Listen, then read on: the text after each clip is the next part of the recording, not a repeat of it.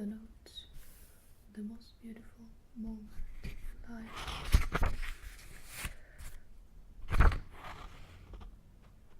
Part 1.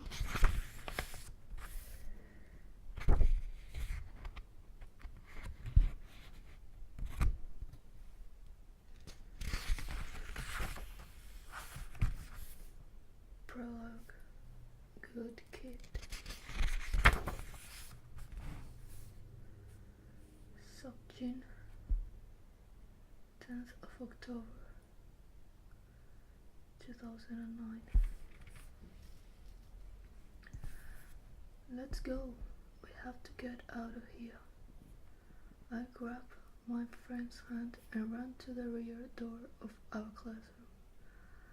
As I looked back while running down the hall, I saw the men spilling out of the classrooms chasing us. Stop! Stop right there! Their voices seemed to seize us by the back of our necks. We frantically thought of where to go as we darted down the stairs.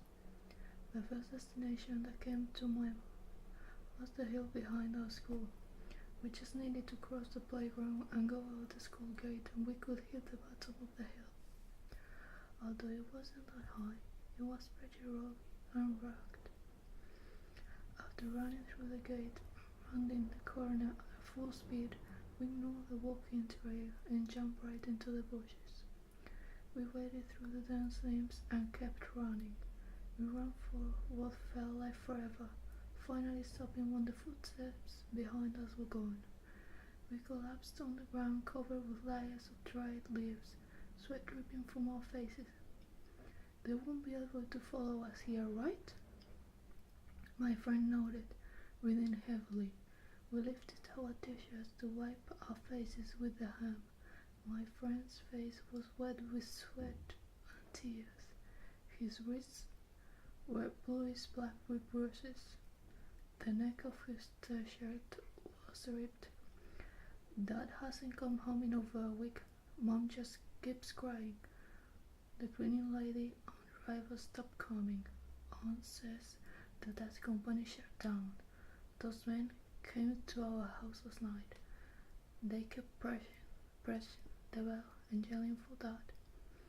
We stayed inside with all the lights turned off and they kept swearing in front of the door. We couldn't sleep at all. My friend cried through his whole story. I couldn't think of anything to say. All I could do was to tell him not to cry. It was shortly after the class had started when the front door swung open and 4 or 5 men burst in. They were unrolling a rush. Which one of you is Mr. 𝙽𝚘𝚎?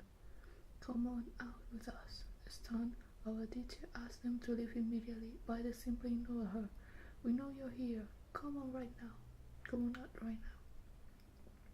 Some of the kids leered at my friend sitting next to me and began whispering. The men noticed and came towards us. Can't you see we're in the middle of class? Please leave. Our teacher tried to block them, but one of the men pushed her hard to the white door. She fell to the ground. The man who had shoved our teacher walked towards us in a threatening manner. All the students had turned toward us. The man snatched my friend's arm. We'll take you to your dad and get the money from him. Surely he won't turn away his son. The men were menacing and the atmosphere was intimidating. I looked into my friend's face. He was trembling hard with his head bent low. He was my friend. I reached under the desk and grabbed his hand. He looked up and I pulled his hand. Let's run. The sky was getting darker and darker. No one seemed to be chasing us. We pushed our way through the trees and bushes to the walking trail. An empty lot with exercise equipment appeared before us.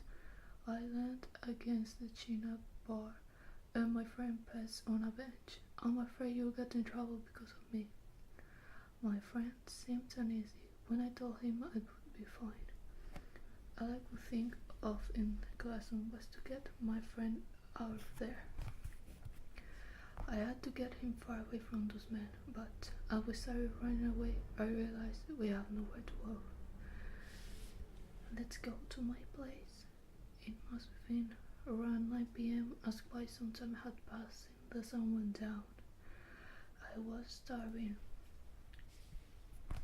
He must have been too. Aren't your parents home? Won't you get in trouble for taking me there? We can sneak in. If we get in trouble, then we get in trouble.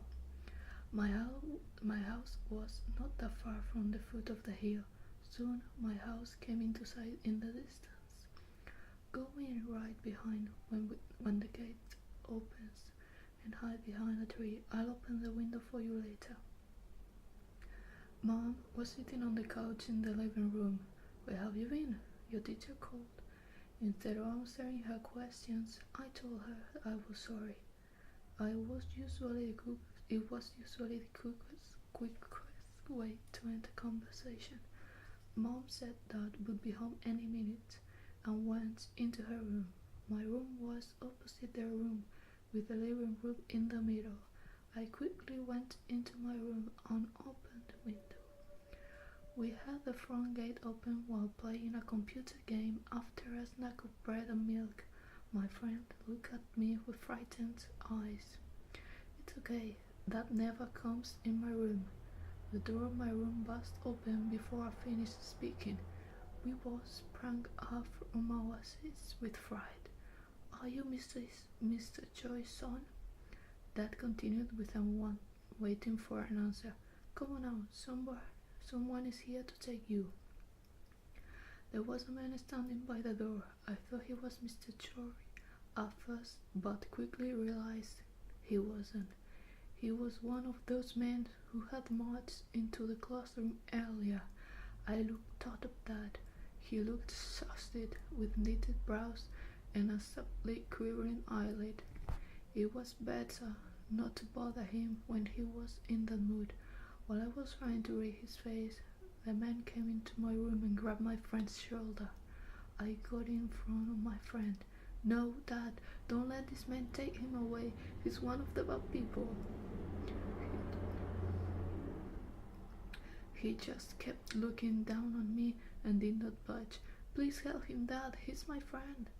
The man tried to pull my friend outside. I held onto my friend's arm and Nat grasped my shoulder. He grasped it and pulled it hard. I had to let go my friend's arm. He was being dragged out of the door. I screamed and writhed to break free, but Dad strengthened his grip. It hurt, I screamed, but Dad didn't let go. He just grasped my shoulder even tighter. Tears ran down my face. I looked up at Dad. He was like a massive grey wall. His face was expressionless, with even the exhausted look down gone. He slowly opened his mouth with his eyes fixed on me. Seok-jin, be a good kid. He still had that blank look. But I know what to do to stop the pain. Seok-jin. I turned my head and my friends cried. He escaped the man's grip and was running towards my door. He was in tears. Dad, with his one hand still gripping my shoulder, slammed the door shut with his other hand. I apologized to him. I'm sorry, Dad. I won't make trouble again. The next day, the seat next to mine was empty. My teacher said he transferred to another school.